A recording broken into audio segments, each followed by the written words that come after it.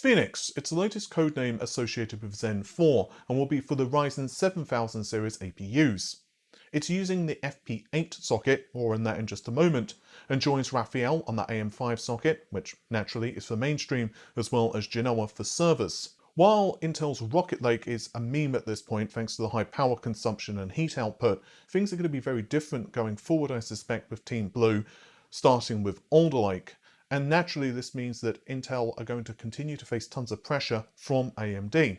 There's been a very interesting tweet from Patrick, which of course I will link in the video description, where he does detail some elements regarding Phoenix. Raphael is on the AM5 platform, which we've already established, and Patrick does state that Phoenix will be on the FP8 socket, which is particularly of interest given Rembrandt is on FP7. Rembrandt is a refresh of Zen 3, get into that in just a moment, but what we do know is that it's using DDR5 and PCIe Gen 4. Meanwhile, Phoenix, therefore, given it's a different socket, begs the question, why is the socket different? DDR5 support is a given, but are we possibly going to be seeing PCIe Gen 5 as well? And videocards.com are speculating that we could see a higher core count for Phoenix. 12 cores is potentially a possibility. After all, Genoa is being rumoured at this point to feature 96 cores, which is going to be very impressive for the server market, but also imagine an APU with 12 cores. It boggles the mind really when you think about it. And all of this does tally up to what I've been, putting out for a while, and I'll leave the link to my latest video actually detailing a lot of this in the video description.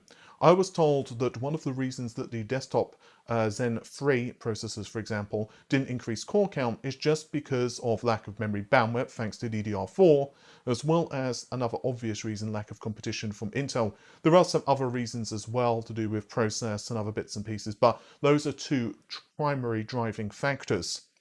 But this, of course, will change given AMD are facing tons more competition from Intel, and they also have a lot more memory bandwidth to work with.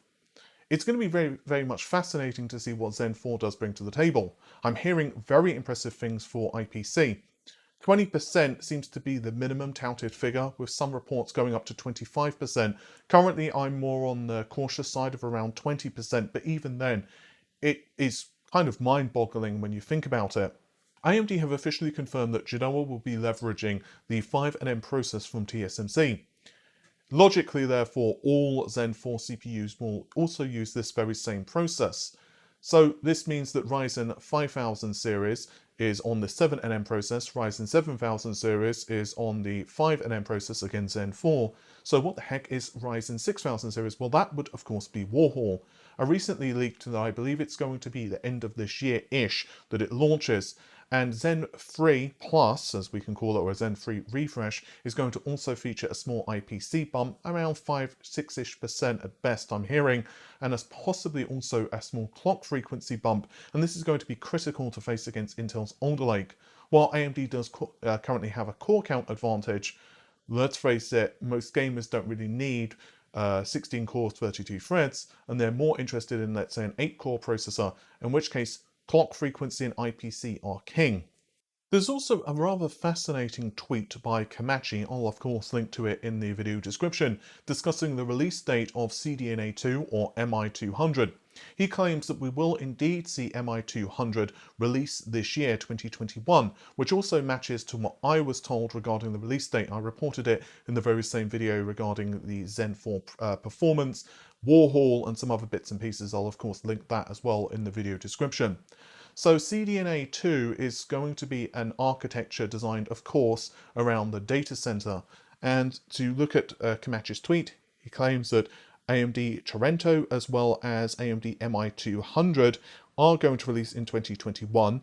As for Torrento, well, most likely that's going to be a supercomputer, which is going to be, of course, full of EPYC processors. And there's also another interesting article. I believe Komachi also linked this on his Twitter account. And in this article, it was claimed that we're still going to see the same basic Vega architecture for CDNA 2. However, a critical change is going to be the support for full rate FP64. Yeah, AMD are definitely going to be hitting hard in the data center, and of course this is extremely lucrative as a market. It's one of the more lucrative areas that NVIDIA are involved in. For the inevitable follow-up question regarding RDNA 3, if you missed that video or you just, want the quick answer now, RDNA 3 is not going to launch this year to my knowledge. It's instead going to launch next year, and it will actually be chiplet based. I've heard it's going to be a 2.5 times performance bump over RDNA 2, although that is of course not just because of IPC gains, but the fact that it's got 160 compute units, and this is split over 2 chiplets. There's also a third chiplet for the I/O as well on the GPU, and this is for Navi 31 and 32. Navi 33 on the other hand is a bit different. Navi 33 is going to be a monolithic die and obviously going to be for the lower end GPUs. I'll also add that I'm also hearing that Lovelace is going to compete very favourably against RDNA 3, but the key thing is that RDNA 3 is said to be much better in ray tracing performance. I was told, quote, it's more NVIDIA-like, end quote. And the major advantage, however, NVIDIA will still have, I'm told, is upsampling thanks to DLSS. Intel's Xe is also said to be pretty good.